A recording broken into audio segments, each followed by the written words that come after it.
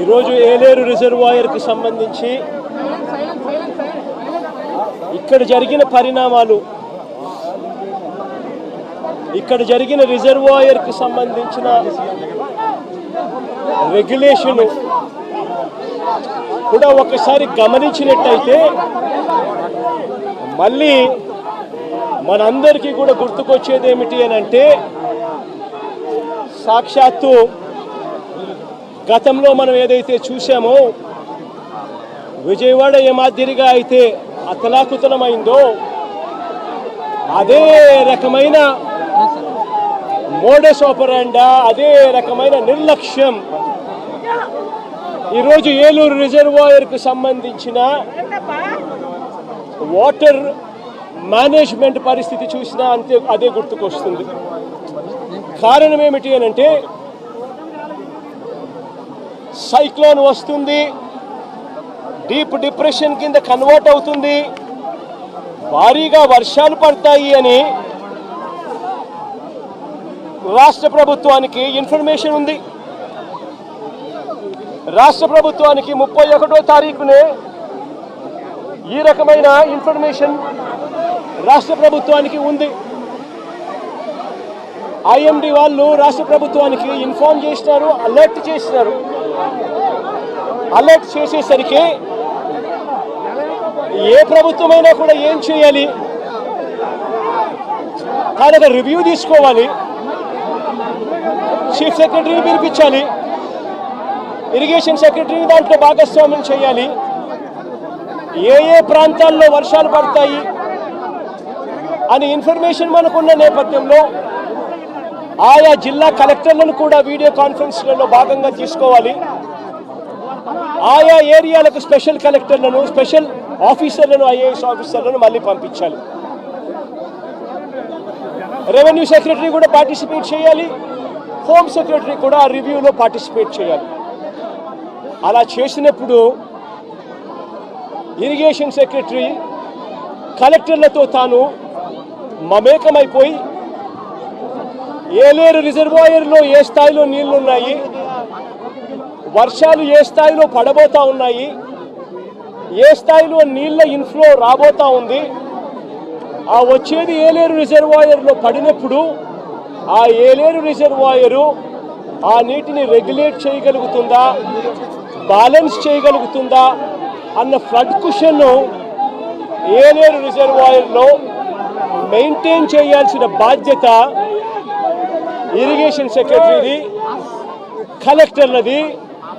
చంద్రబాబు నాయుడు గారికి జ్ఞానోదయం అయి ఉండింటే కొద్దో గొప్ప చంద్రబాబు నాయుడు గారికి మనుషులకు సంబంధించిన మానవతా దృక్పథానికి సంబంధించిన విలువలు తెలుసుంటే తాను ఒక స్పెషల్ ఆఫీసర్ని కూడా, ఐఏఎస్ ఆఫీసర్ని కూడా వేసి వీటిని సూపర్వైజ్ చేస్తాడు.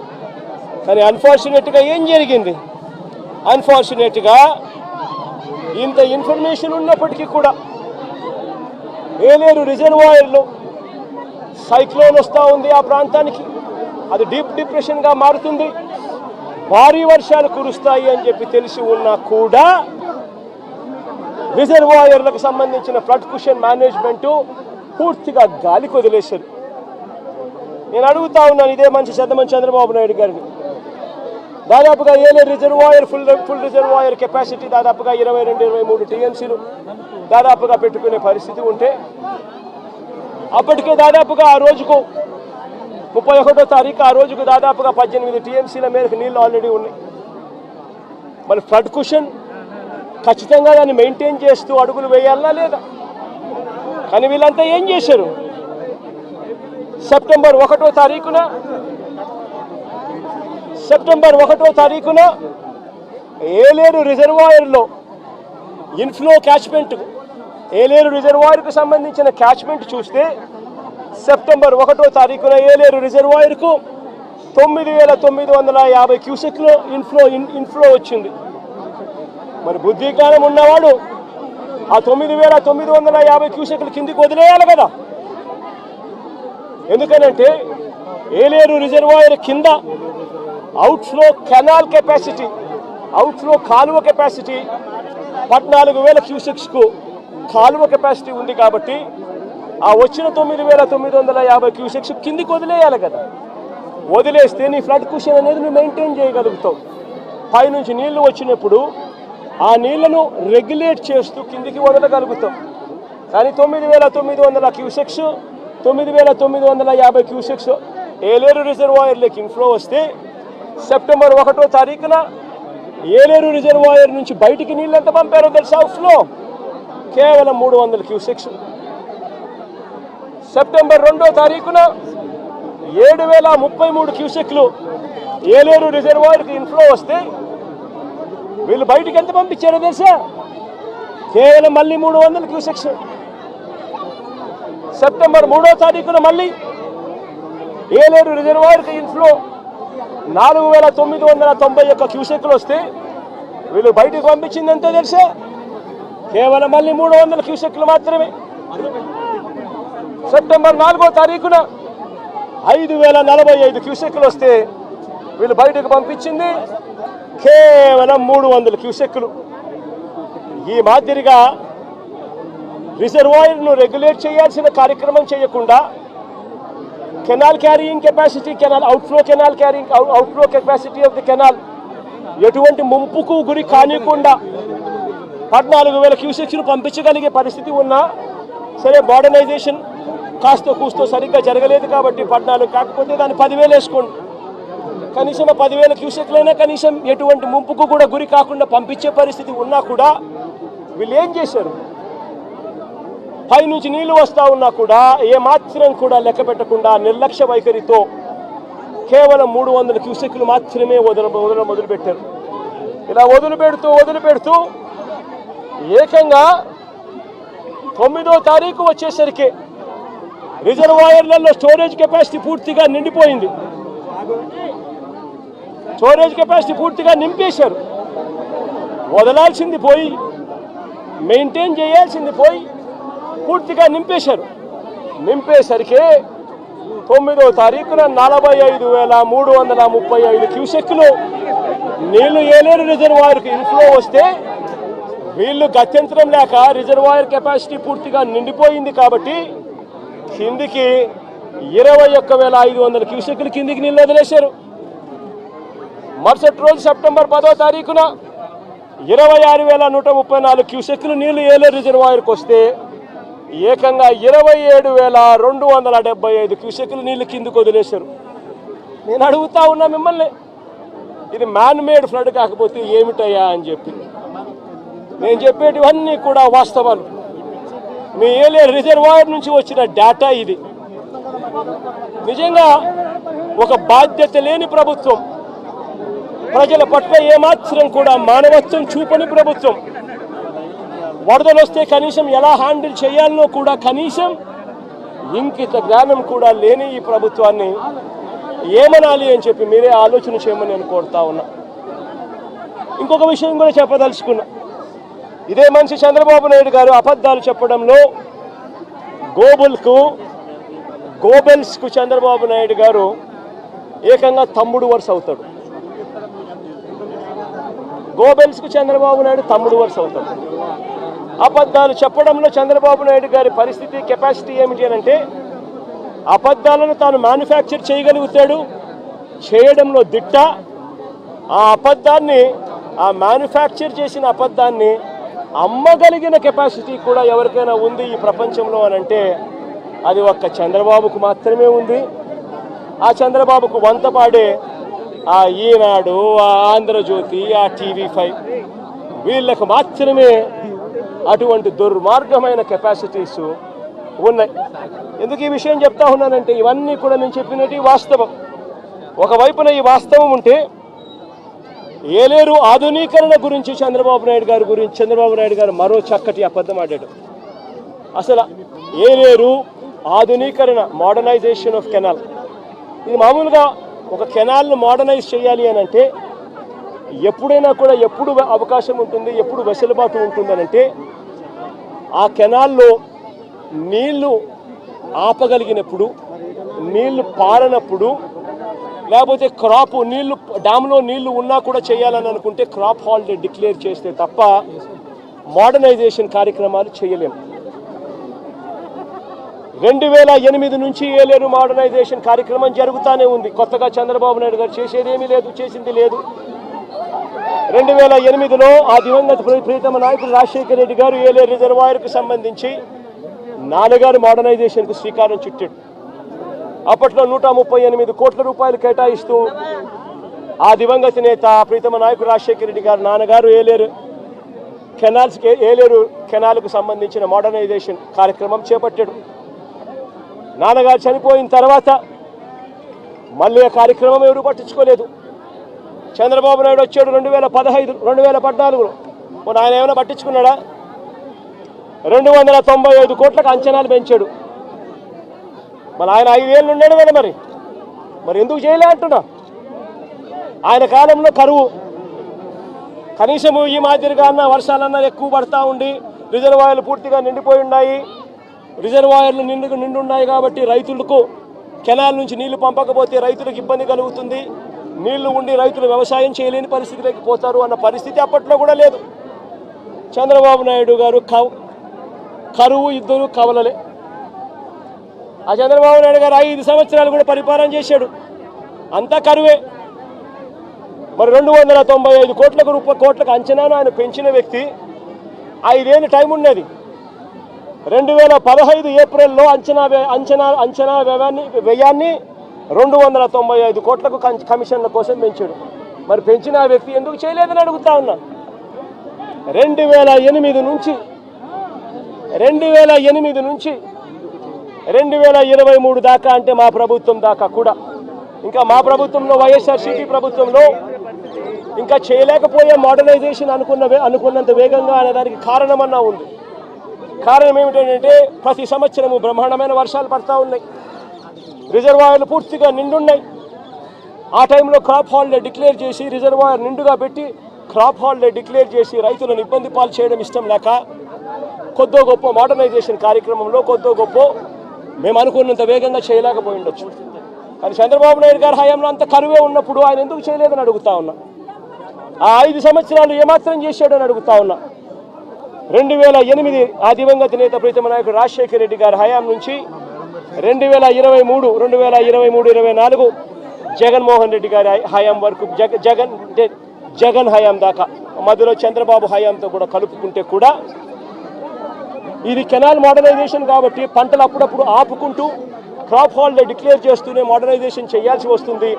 ఒకవేళ రిజర్వాయర్లో నీళ్లు ఉన్న పరిస్థితి అయితే, ఇటువంటి పరిస్థితుల్లో ఈ మొత్తం సంవత్సరాలు కలిపి 2015 నుంచి 2023-24 దాకా చూసుకుంటే కూడా ఈ 9 ఏళ్ళు కలిపితే కూడా అందరి ప్రభుత్వాలలో కూడా ఖర్చు పెట్టింది ఎంత అనంటే కేవలం 95 కోట్ల రూపాయలు.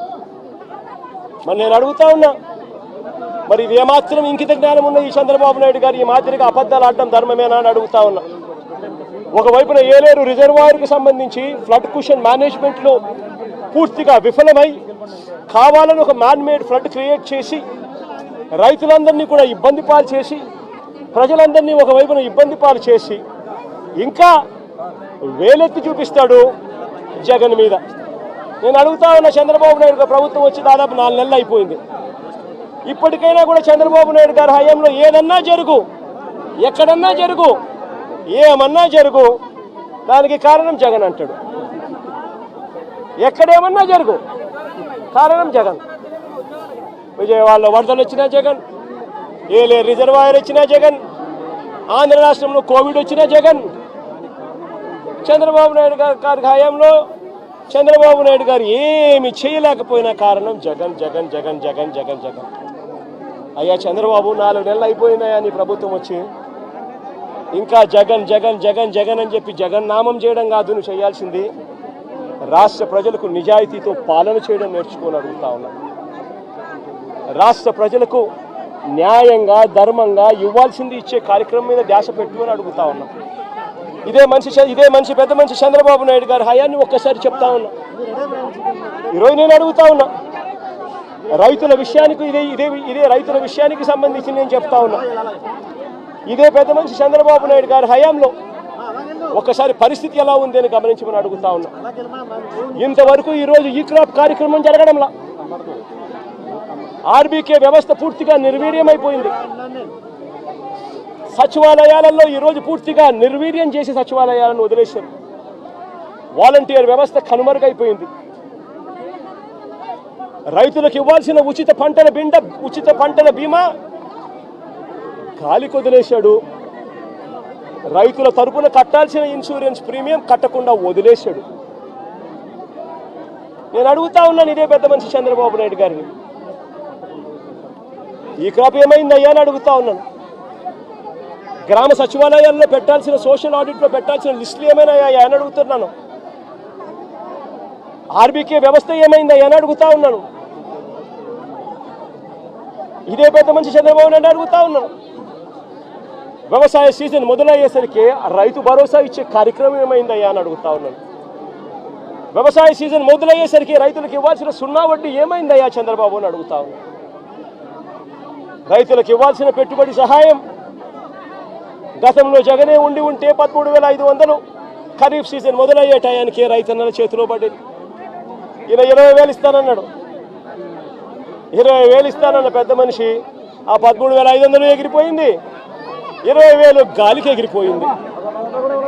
ఇదే పెద్ద మనిషి చంద్రబాబు నాయుడు గారు ఆర్బీకే వ్యవస్థ జగన్ ప్రభుత్వంలో, వైఎస్ఆర్ కాంగ్రెస్ పార్టీ ప్రభుత్వంలో ఆర్బీకేలు ఎఫెక్టివ్గా పనిచేస్తూ, జియో ట్యాగింగ్ చేస్తూ, ఈ క్రాప్ నమోదు చేస్తూ పారదర్శకంగా ప్రతి రైతుకు కూడా ఇన్సూరెన్స్ గవర్నమెంటే కట్టేది. రైతన్నకు ఏ పంట నష్టం జరిగినా, ఏ నష్టం జరిగినా కూడా ఈ క్రాప్ నమోదయ్యేది. ఆర్బీకేలు పనిచేసేటివి. వాలంటీర్ వ్యవస్థ, సచివాలయం వ్యవస్థ ముమ్మరంగా పనిచేసేటివి. ఇన్పుట్ సబ్సిడీ ఏ సీజన్ ముగిసేలోగానే, ఆ సీజన్ ముగిసేలోగానే ఇన్పుట్ సబ్సిడీ ఇచ్చే కార్యక్రమం జరిగేది. ఇన్సూరెన్స్ కూడా రైతన్న నిశ్చింతగా మళ్ళీ సీజన్ వచ్చేసరికి రైతన్న చేతిలో ఇన్సూరెన్స్ సొమ్ము కూడా పడేది. రైతన్నలకు ₹1 ఖర్చు కూడా లేకోకుండా ఇన్సూరెన్స్ ప్రీమియం రాష్ట్ర ప్రభుత్వమే కట్టేది. రైతన్న వ్యవసాయం మొదలు పెట్టేసరికి రైతన్న చేతిలో పెట్టుబడి కోసం రైతు భరోసా సొమ్ము ఉండేది. నేను అడుగుతా ఉన్నా, ఈరోజు దేశంలో ఎక్కడా లేని విధంగా వైఎస్ఆర్ కాంగ్రెస్ పార్టీ ప్రభుత్వంలో, జగనన్న ప్రభుత్వంలో ప్రతి రైతుకు కూడా ఇలాంటి నష్టం గతంలో జరిగి ఉంటే గతంలో రైతన్నకు ఎంత వచ్చేది అని చెప్పి ఒక్కసారి ఆలోచన చేయమని చెప్పి నేను కోరుతా ఉన్నా ప్రతి ఒక్కరిని కూడా. ఇదే జగన్ ప్రభుత్వంలో జరిగి ఉంటే రైతన్నకు ఏమేం మేలు జరిగి ఉండేటివే తెలుసా? ఈ పాటికే రైతన్నకు సీజన్ స్టార్ట్ అవుతూనే, ఖరీఫ్ సీజన్ స్టార్ట్ అవుతూనే రైతన్నకు రైతు భరోసా కింద, పెట్టుబడి సహాయం కింద రైతన్న చేతిలో ₹13,500 రైతన్నకు భరోసా ఇస్తూ నిలబడేది. సీజన్ ముగిసేలోగానే పెట్టుబడి సహాయం ఒకటే కాదు రైతన్నకు గతంలో చంద్రబాబు నాయుడు గారి హయాంలో విపత్తులు వస్తే హెక్టార్కు ₹15,000 మాత్రమే ఇస్తా ఉన్న పరిస్థితులు. అది కూడా తప్పుడు మాటలు మాట్లాడాడు, అబద్ధాలు మాట్లాడాడు. ఆయన హయాంలో ఎక్కువ ఇస్తా ఉన్నారంట, జగన్ వచ్చిన తర్వాత తగ్గించాడు. అది కూడా అబద్ధమే. ఆయన హయాంలో హెక్టార్కు 15,000 ఇస్తా ఉంటే జగన్ వచ్చిన తర్వాత, వైఎస్ఆర్సీపీ ప్రభుత్వం వచ్చిన తర్వాత దాన్ని 17,000 చేసింది హెక్టార్.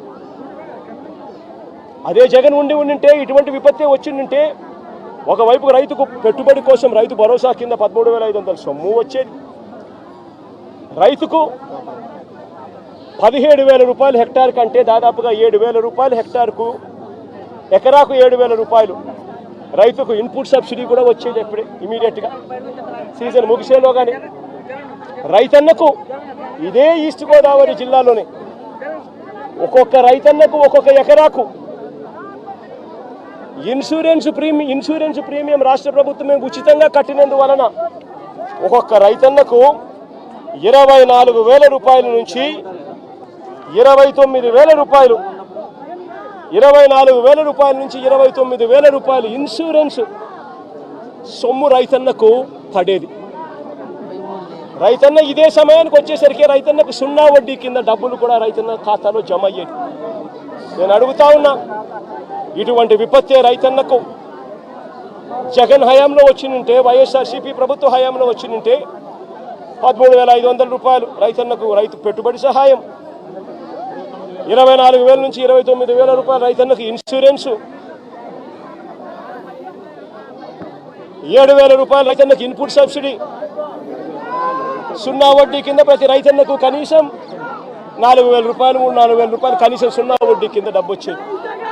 అన్ని లెక్కేసుకుంటే రైతన్నకు కనీసం అంటే 40 నుంచి 45,000 రూపాయలు రైతన్నకు ప్రతి ఎకరాకు వైఎస్ఆర్ కాంగ్రెస్ పార్టీ ప్రభుత్వమే ఉండింటే, జగనే ఉండింటే ప్రతి రైతన్నకు వచ్చేది. కానీ ఈ పెద్ద మనిషి ఏం చేస్తా ఉన్నాడు? ఆలోచన చేయమని అడుగుతా ఉన్నా. జగన్ 7,000 ఇస్తా ఉన్నాడు, నేను 10,000 ఇస్తా ఉన్నాడు అని, నేను 10,000 ఇవ్వబోతున్నాను అని చెప్తా ఉన్నాడు. ఆయన 10,000 ఇవ్వబోతా ఉన్నాడు. ఎవరికి ఇస్తా ఉన్నాడు? కనీసం ఈ క్రాప్ చేశారా? సోషల్ ఆడిట్ పెట్టారా? మళ్ళీ తెలుగుదేశం పార్టీ కార్యకర్తలు, మళ్ళీ తెలుగుదేశం పార్టీ జన్మభూమి కమిటీలు వాళ్ళ చుట్టూ తిరగాలి. వాళ్ళు ఎవరు పేరు చెప్తే వాళ్ళకు మాత్రమే వస్తుంది. వాళ్ళ ఇష్టం వచ్చిన గ్రామాలు ఉంటాయి, వాళ్ళ ఇష్టం లేని గ్రామాలు ఉండవు. పారదర్శకత ఎక్కడా లేకుండా పోయింది. 10,000 ఇస్తానంటున్నాడే తప్ప రైతులకు రావాల్సిన ఇన్సూరెన్స్ గురించి మాట్లాడు. రైతులు నష్టపోతా ఉన్న 24,000 నుంచి 29,000 రూపాయలు ఎకరాకు రైతన్న నష్టపోతా ఉన్న ఇన్సూరెన్స్ గురించి మాట్లాడు. రైతన్నలకు ఇవ్వాల్సిన 0 వడ్డీ గురించి మాట్లాడు. రైతన్నకు రైతు భరోసా కింద నష్టపోయిన 13,500 రూపాయల గురించి మాట్లాడు.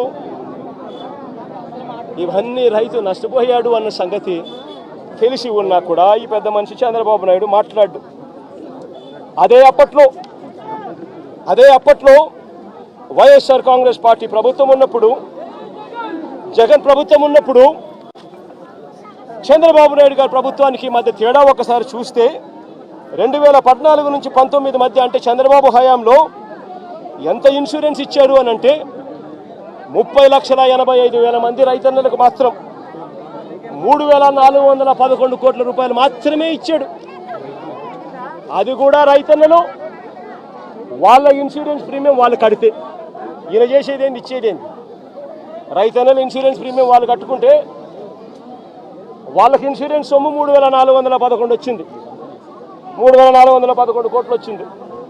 అది 30,85,000 మంది రైతులకు మాత్రమే. అది కూడా ఇన్సూరెన్స్ ప్రీమియం కట్టగలిగిన కెపాసిటీ ఉన్న రైతులకు మాత్రమే. అదే జగన్ హయాంలో ఏకంగా 54,55,000 మంది రైతన్నలకు ఇన్సూరెన్స్ సొమ్ము వచ్చిందంటే తెలుసా? 7,802 కోట్ల రూపాయలు. ఒక్క రూపాయి కూడా రైతన్న ఇన్సూరెన్స్ ప్రీమియం కట్టాల్సిన అవసరం లేకుండా జరిగింది. అప్పట్లో చంద్రబాబు పెట్టిన 715 కోట్ల రూపాయలు బకాయిలతో కూడా కలుపుకొని రైతుల తరపున ఇన్సూరెన్స్ ప్రీమియంను కూడా వైఎస్ఆర్సీపీ ప్రభుత్వమే కూడా కట్టింది.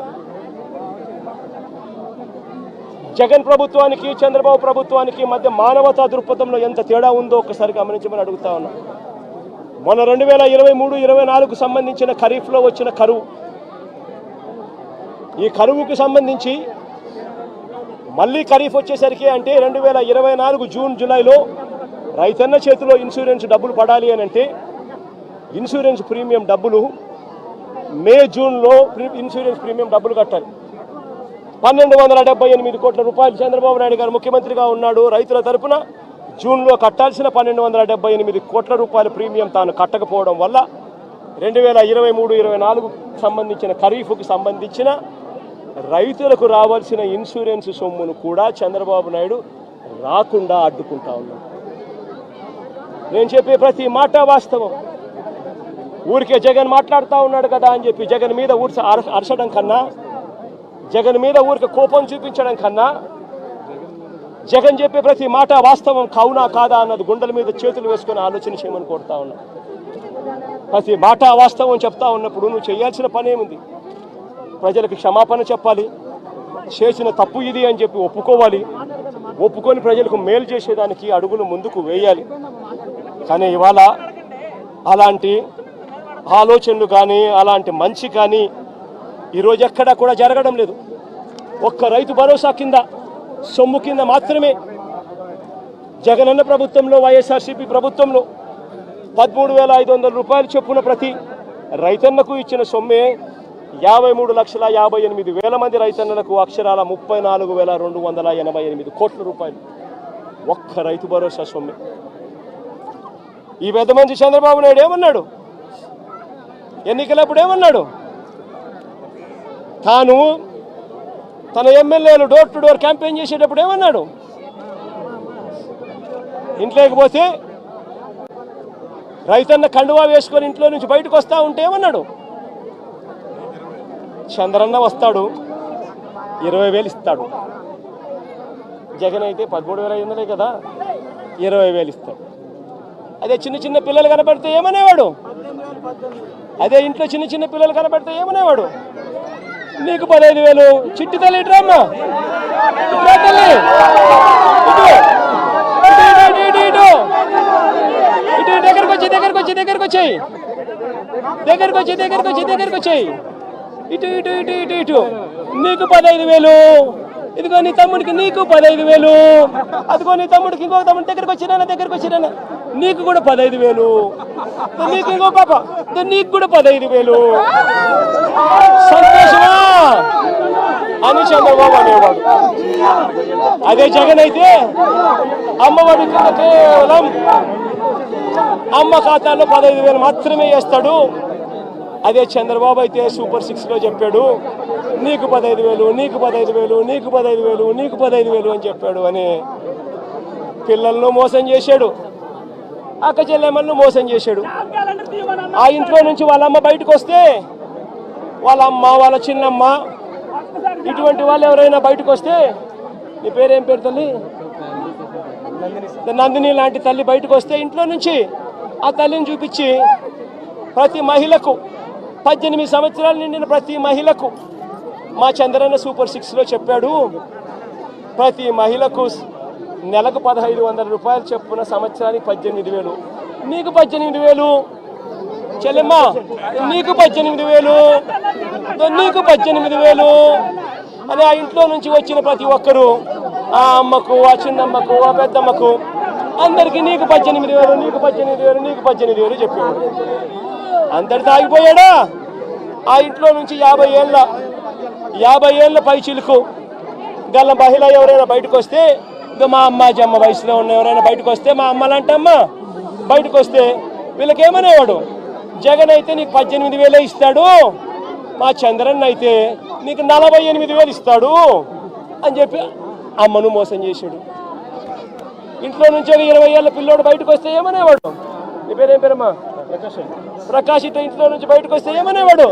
ప్రకాష్ నీకు నెలకు 3,000, నీకు సంవత్సరానికి 36,000 నిరుద్యోగ వృత్తి నీకు ఇస్తాను. నేను అడుగుతా ఉన్నానయ్యా, ఎన్నికలు అయిపోయి 4 నెలలు అయిపోయింది. ప్రజలందరూ ఎదురు చూస్తూ ఉన్నారు. పిల్లలు బడులకు కూడా పోవడం మొదలుపెట్టాడు. బడులకు పోతా ఉన్నారు పిల్లలు.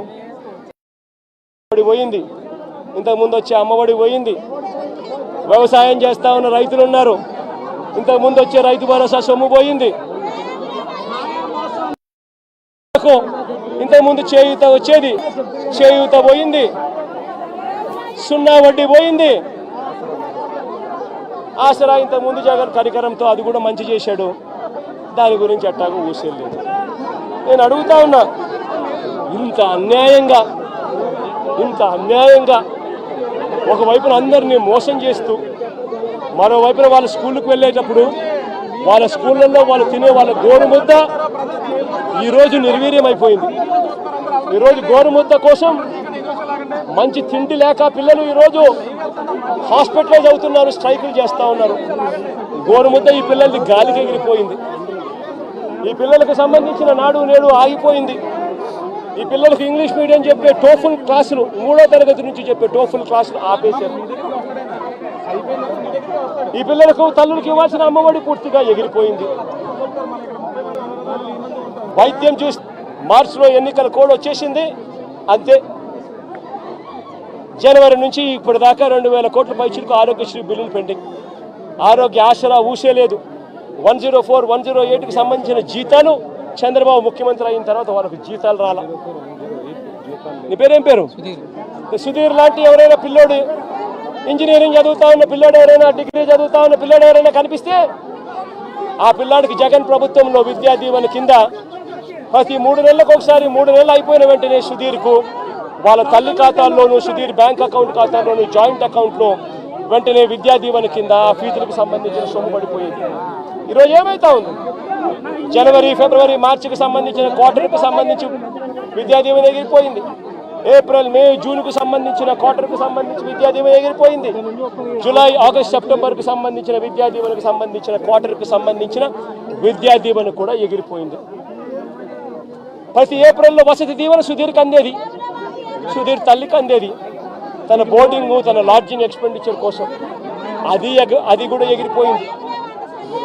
ప్రతి పథకము జగన్ హయాంలో, వైఎస్ఆర్సీపీ ప్రభుత్వంలో ఏ పథకం కోసము ఎవరు లంచాలు ఇవ్వాల్సిన పని లేకుండా ప్రతి పథకము డోర్ డెలివరీ జరిగింది. పెన్షన్ కావాలన్నా డోర్ డెలివరీ, పథకం కావాలన్నా డోర్ డెలివరీ, రేషన్ బియ్యం కావాలన్నా డోర్ డెలివరీ జరిగింది. ఈరోజు ఏం జరుగుతూ ఉంది? ఈరోజు పెన్షన్ కావాలన్నా, ఇవ్వని పథకాలను సైతం లంచాలు తీసుకోవాలన్నా, పెన్షన్ కావాలన్నా కూడా ఈరోజు జన్మభూమి కమిటీకి సంబంధించిన, తెలుగుదేశం పార్టీకి సంబంధించిన నాయకుల ఇంట్లో సచివాలయ సిబ్బంది అక్కడికి పోయి ఆ నాయకుడు ఇంట్లో పెన్షన్ను పంచుతారు. మేము ఎందుకయ్యా తెలుగుదేశం పార్టీ నాయకుల ఇంటికి మేము ఎందుకు పోవాలి అనేవాడు 2 నెలలు అలా రాకపోతే పెన్షన్ కట్ జరుగుతూ ఉందా లేదా? నేను అడుగుతా ఉన్నా. ప్రతి విషయంలోనూ అబద్ధం. గవర్నెన్స్ పూర్తిగా గాలికి ఎగిరిపోయింది. ఈరోజు తెలుగుదేశం పార్టీకి సంబంధించిన వ్యక్తులు ఏం చేసినా కూడా పోలీసులు అడిగే పరిస్థితిలో లేరు. ఎవరైనా పోలీస్ స్టేషన్కి వెళ్ళి కేసు పెడితే చాలు, రివర్స్ కేసు పెట్టిన వ్యక్తి మీద రివర్స్ కేసులు పెట్టే పరిస్థితి ఈరోజు. ఈరోజు రాష్ట్రంలో అతలాకుతలమైన పరిస్థితుల మధ్య ఈరోజు రాష్ట్రం పరిపాలన జరుగుతూ ఉంది. ఆశ్చర్యం కలిగించే విషయాలను అడుగుతా ఉన్నా. దారి పొడుగున ఈరోజు వచ్చేటప్పుడు అడిగిన, మీ గ్రామానికి సంబంధించి వరదలో మీరంతా ముంపులో ఉన్నారు. వరుసగా మీకు ఫ్లడ్ అలర్ట్స్ ఉన్నాయి. 1వ తారీఖు నుంచి 9వ తారీఖు దాకా నీళ్లు విపరీతంగా ఉంటాయని చెప్పి తెలుసు. రిపోర్ట్లు ఉన్నాయి మీ దగ్గర. మరి వీళ్ళందరికీ కూడా రిలీఫ్ సెంటర్లకు షిఫ్ట్ చేయాలా లేదా? వీళ్ళందరినీ రిలీఫ్ సెంటర్లకు షిఫ్ట్ చేయాలా లేదా? అడగండి వీళ్ళందరినీ. వీళ్ళలో ఎవరినైనా ఒక్కరినైనా రిలీఫ్ సెంటర్లకు షిఫ్ట్ చేశారా? ఎవరైనా వాళ్ళందరినీ చూసుకున్నారా? ఎవరైనా వాళ్ళకు మెయిల్ చేశారా? ఇరిగేషన్ సెక్రటరీ చేయాల్సిన ఫ్లడ్ కుషన్ మేనేజ్మెంట్ చేయరు. రెవెన్యూ సెక్రటరీ చేయాల్సిన రిలీఫ్ క్యాంపులు ఏర్పాటు చేయరు. హోమ్ సెక్రటరీ చేయాల్సిన లోతట్టు ప్రాంతంలో ఉన్న షిఫ్టింగ్ చేయాల్సిన మనుషులు షిఫ్ట్ చేయరు. మరి ఏ రకంగా ఈ పరిపాలన సాగుతూ ఉంది అన్నది ఆలోచన చేయమని చెప్పి ప్రతి ఒక్కరిని కూడా విజ్ఞప్తి చేస్తూ ఉన్నా. ఇలాంటి దారుణమైన పాలన ఖచ్చితంగా పోవాలి. ప్రజలందరికీ కూడా ఈ 4 నెలల్లోనే అర్థమవుతా ఉంది. చంద్రబాబు నాయుడు గారు లాంటి అన్యాయస్తుడు తాను చేసిన మోసాలు, తాను చెప్పిన అబద్ధాలు మోసాల కింద మారుతూ ఉన్నాయి. మోసాల నుంచి ప్రజల్లో కోపం పుడుతూ ఉంది. ఆ ప్రజల కోపం తెంచుకొని ప్రజలు రోడ్ల మీదకి వచ్చి చంద్రబాబు ప్రభుత్వానికి వ్యతిరేకంగా తిరగబడే రోజు కూడా దగ్గరలో ఉంది. అది జరగకూడదు అని చంద్రబాబు నాయుడు రెడ్ బుక్ పాలన సాగిస్తూ ఉన్నా కూడా అవి ఎక్కువ రోజులు ప్రజలను అలా నిర్బంధించలేరు. ప్రజలు ఖచ్చితంగా తిరగబడతారు అని కూడా ఈ సందర్భంగా క్రాప్ ఇన్సూరెన్స్ ప్రీమియం మీరు చెప్పినట్టుగా ప్రాబ్లం కట్టలేదు, పొలాలు మిలిగిపోయినాయి, ఎన్యూమరేషన్ స్టార్ట్ కాలేదు. మరి వాళ్ళకి ప్రీమియం వస్తుందా? ఇన్సూరెన్స్ వస్తుందా రాదా? రాదు కాబట్టే కదా నేను అడిగేది. అందుకని బాధపడుతూ నేను చంద్రబాబు నాయుడు బుద్ధి ఉందా, జ్ఞానం ఉందా అని చెప్పి చంద్రబాబు నాయుడుని తిడుతున్నాను. చంద్రబాబు నాయుడు ప్రశ్నిస్తున్నాను. ఎందుకు కట్టడం లేదని అడుగుతా ఉన్నాను, ఎందుకు చేయడం లేదని అడుగుతా ఉన్నాను. ఈ క్రాప్ ఫస్ట్ దానికి చేయాలి అని అంటే ఫస్ట్ ఈ క్రాప్ చేయాలి.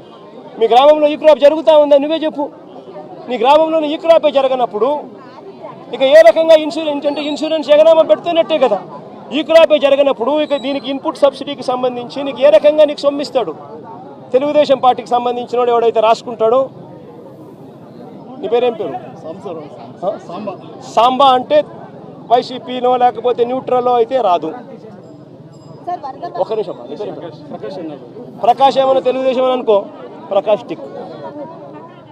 ఈ క్రాప్ లేదు, పారదర్శకత లేదు, ఇన్సూరెన్స్ ఎట్టాగు లేదు, ఇన్పుట్ సబ్సిడీ కూడా ఇప్పటి వరకు వీళ్ళకి కావాల్సిన ప్రకారం వీళ్ళకి కావాల్సినోనికి నచ్చినోనికి ఇస్తారు, నచ్చినోనికి జిల్లా స్థాయి అధికారులు కలెక్టర్ కానీ రెవెన్యూ అధికారులు కానీ వచ్చి పంట నష్టం వేసిన దాఖలాలు లేవు. ఒక పిఠాపురం కాకినాడ నియోజకవర్గం కాదు, జిల్లానే కాదు, అటు కోనసీమలో కూడా దాదాపు 3వ వరదైనా సరే ఎక్కడ కూడా పట్టించుకోవట్లేదు అనేది ప్రజలు చెప్తున్నారు. అదే కదా చెప్తా ఉన్నా. బాని పేరేం పేరు? సత్య. అదే సత్య నేను చెప్తా ఉన్నాను. ప్రభుత్వం స్పందించడం లేదనే కదా నేను చెప్పేది. ప్రభుత్వం అంతా ఫోటోలకు పరిమితం అవుతా ఉంది. చంద్రబాబు నాయుడు అనే వ్యక్తి టోటల్గా డ్రామా ఆర్టిస్ట్ అయిపోయినాడు. మామూలుగా పవన్ కళ్యాణ్ సినిమా స్టారు, కానీ ఇక్కడ కాదు. పాపం ఆయన కొత్తగా వచ్చాడు, పాపం ఆయనకి ఏం తెలిసినట్టు లేదు. కానీ చంద్రబాబు నాయుడు పవన్ కళ్యాణ్ మించిపోయినాడు. ఆయన సినిమా ఆర్టిస్ట్ అయితే ఈయన డ్రామా ఆర్టిస్ట్. గత ప్రభుత్వ నిర్లక్ష్యం వల్ల ఏలేరు ఆధునీకరణ చేశారు. రీటెండరింగ్ పేరుతో నిధులు ప్రకటించినప్పటికీ ఎక్కడ కూడా నిధులు ఇవ్వలేదని ఆరోపిస్తున్నారు. పేరేం పేరున్నా? అదే ప్రకాష్ నేను చెప్పేది. కనీసం మా హయాంలో 2000 వాళ్ళు Chandrababu Naidu already revise estimate చేసినాడు స్వామి 295 కోట్ల రూపాయలకు. అది ఉంది, జరుగుతూ ఉంది. మే హయాంలో దాన్ని వేగం ఎందుకు పెంచలేకపోయాము అని అంటే నిండుగా రిజర్వాయర్లు ఉన్నాయి. మోడర్నైజేషన్ ఆఫ్ కెనాల్ చేయాలి అని అంటే క్రాప్ హాలిడే ప్రకటించాలి. నిండుగా నిండు కుండల రిజర్వాయర్ ఉన్నప్పుడు ఎందుకులే హాలిడే ప్రకటించడం ఎందుకు? 14,000 క్యూసెక్స్ ఫ్లో అయ్యే మోడర్నైజేషన్ ఫ్లో అయ్యే కెనాల్లో కనీసం 10,000 పోతా ఉన్నాయి కదా. పెద్ద నష్టం ఏమి లేదులే, రెగ్యులేట్ చేసుకుంటూ పోతూ ఉంటే పెద్ద నష్టం ఉండదు. కరువు వచ్చినప్పుడు ఇంకోటి వచ్చినప్పుడు దీని గురించి హ్యాండిల్ చేయొచ్చులే అని కొద్దిగా మనం కూడా రైతుల పక్షాన రైతులకు నష్టం జరగకూడదు, క్రాప్ హాలిడే వేస్ట్ కాకూడదు, వాళ్ళకు క్రాప్ హాలిడే ఇచ్చి వాళ్ళకి ఇబ్బంది కడగకూడదు అని చెప్పి కొద్ది గొప్ప అనుకున్నంత వేగంగా చేయకపోవచ్చు.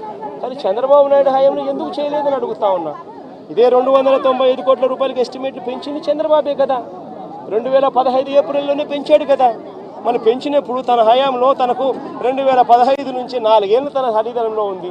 4 ఏళ్ళు కరువే, రైతులకు ఈ రిజర్వాయర్లో నీళ్లు లేవు, రైతులకు పంట క్రాప్ హాలిడే ఈకపోయినా క్రాప్ హాలిడేనే. మరి ఎందుకు మోడర్నైజేషన్ చేయలేదు? స్వామి, రివర్స్ టెండరింగ్ అనేది మీకు అసలు తెలుసా? ఫస్ట్ రివర్స్ టెండరింగ్ అంటే ఏమిటో తెలుసా? నీ పేరేం పేరు? సుధీర్. రివర్స్ టెండరింగ్ అంటే ఏం తెలుసా సుధీర్? ఇప్పుడు సుధీరు, ప్రకాషు, దొరబాబు ఇట్లా అందరూ కూడా ఒక టెండర్లో పార్టిసిపేట్ చేస్తారు. టెండర్లో పార్టిసిపేట్ చేయడం కూడా ఎలా పార్టిసిపేట్ చేస్తారు తెలుసా? టెండర్ ప్రక్రియ ప్రాసెస్ ఒక రిటైర్డ్ హైకోర్టు జడ్జి దగ్గరికి ఫస్ట్ పోతుంది. రిటైర్డ్ హైకోర్టు జడ్జి ఆధ్వర్యంలో టెండర్ ప్రక్రియను ఆన్లైన్లో పెడతారు. పెట్టి, నీ పేరేం పేరు? సాంబుడా. నీ పేరేం పేరు? సాంబుడి దగ్గర నుంచి, సతీష్ దగ్గర నుంచి, నీ పేరేం పేరు తెలియదు, నందిని దగ్గర నుంచి ఇట్లాంటి వాళ్ళు ఎవరైనా కూడా సలహాలు సూచనలు ఏమైనా ఇవ్వాలనుకుంటే ఆ జడ్జికి ఇవ్వచ్చు. ఆన్లైన్లోనే ఇస్తాడు. ఇచ్చిన తర్వాత మీ అందరి సూచనలు సలహాలు తీసుకున్న తర్వాత నియమ నిబంధనలు ఆయన ఫైనలైజ్ చేస్తాడు. ఆయన ఫైనలైజ్ చేసిన నియమ నిబంధనలు జ్యుడిషియల్ ప్రివ్యూ కమిషన్ అంటారు. జ్యుడిషియల్ ప్రివ్యూకి పంపించిన తర్వాత 100 కోట్ల రూపాయలు దాటిన ప్రతి టెండర్ను ఒక విప్లవాత్మక మార్పు చేసాం. టెండర్ల ప్రక్రియలో ఒక రెవల్యూషన్ తీసుకొచ్చాం. హైకోర్టు గవర్నమెంట్ పరిధిలో నుంచి దాన్ని తీసేసి హైకోర్టు రిటైర్డ్ జడ్జి చేతిలో పెట్టాం. ఆయన ఆన్లైన్లో పెట్టి మీలాంటి వాళ్ళు ఎవరైనా కూడా అభ్యంతరాలు చెప్తే అభ్యంతరాలు కూడా తెలుసుకొని ఆయన ఫైనలైజ్ చేస్తాడు టెండర్ల ప్రక్రియలో నామ్స్. ఆ టెండర్ల ప్రక్రియలో ఆయన ఫైనలైజ్ చేసిన నామ్స్ను ఆయన చేసిన తర్వాత డిపార్ట్మెంట్ టెండర్కి పిలుస్తుంది. టెండర్లు పిలిచిన తర్వాత ఆ టెండర్లలో పేరు సుధీర్ పార్టిసిపేట్ చేస్తాడు, ప్రకాష్ పార్టిసిపేట్ చేస్తాడు, నందినమ్మ పార్టిసిపేట్ చేస్తుంది. చేసినప్పుడు సుధీరు L1 వస్తుంది. మామూలుగా అయితే సుధీర్కి రావాలి, కానీ రివర్స్ టెండరింగ్లో రాదు. సుధీర్ కోట్ చేసిన L1ను బేస్ ప్రైస్ కింద తీసుకొని మళ్ళా సుధీర్ని పిలుస్తా, ప్రకాష్ని పిలుస్తాం, నందినమ్మని పిలుస్తాం. పిలిచి ఆక్షన్ పెడతాం. సుధీర్ ఈ మాట చెప్పినాడు, ప్రకాష్ను తగ్గుతావా అంటాం. తగ్గుతాను, ఇంత 10 రూపాయలు, నేను అప్పుడు పొరపాటు, నేను ఇంకా తగ్గిస్తాను, నేను నాకు వచ్చే అవకాశం ఉంది కాబట్టి నేను సుధీర్తో కాంపిటీషన్లోకి వస్తాను. మళ్ళీ ఆప్షన్లో నువ్వు చెప్పొచ్చు, నందినమ్మ నేనేం తక్కువ తిన్నా, నేను 85 చెప్తానని చెప్పి నందినమ్మ చెప్పొచ్చు. అప్పుడు నందినమ్మకు వస్తుంది tender. This is reverse tendering. ఈ రివర్స్ టెండరింగ్ అనేది ఒక రెవల్యూషన్. ఈ రివర్స్ టెండరింగ్ అనేది టెండర్లలో ఒక ఫిక్స్ చేసి, బిడ్స్ అన్ని ఫిక్స్ చేసి, క్వాలిఫికేషన్స్ అన్ని ఫిక్స్ చేసి, ఎవరిని పార్టిసిపేట్ చేయకోకుండా వాళ్ళందరినీ కట్టడి చేసి ప్రక్రియను పూర్తిగా ఆపేసే కార్యక్రమం రివర్స్ టెండరింగ్. సార్, ప్రధానంగా